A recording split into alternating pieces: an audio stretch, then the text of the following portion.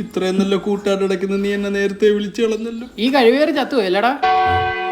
ഇവന് എനിക്കൊരു 50,000 രൂപ വരെ ഉണ്ട്. എനിക്കും തരാണ്ട് ഒരു 10,000 രൂപ. 5,000 10,000 ആയി. ഒരു പരനാറിയായിരുന്നല്ലേ ഇവൻ.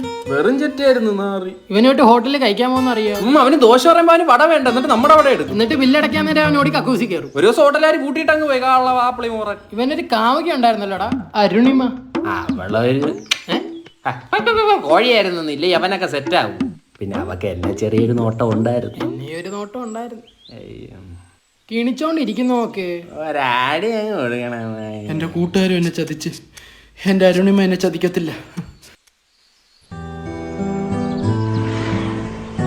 എന്റെ അരുണിമ ഞാൻ ഇല്ലാതെ എങ്ങനെയാണോ എന്തോ.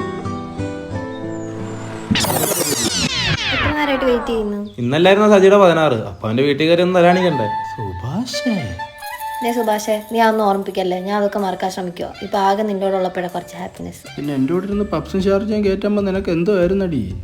പാവം, എന്നാലും പെട്ടെന്ന് അങ്ങ് ചത്തുപോയി. ഇനി ഇവളുവിന് മനഃപൂർവ്വം എന്നെ വണ്ടി അടിച്ചു വന്നയാണോ? ഇന്ന് നല്ല ചെത്തായിട്ടുണ്ടല്ലോ.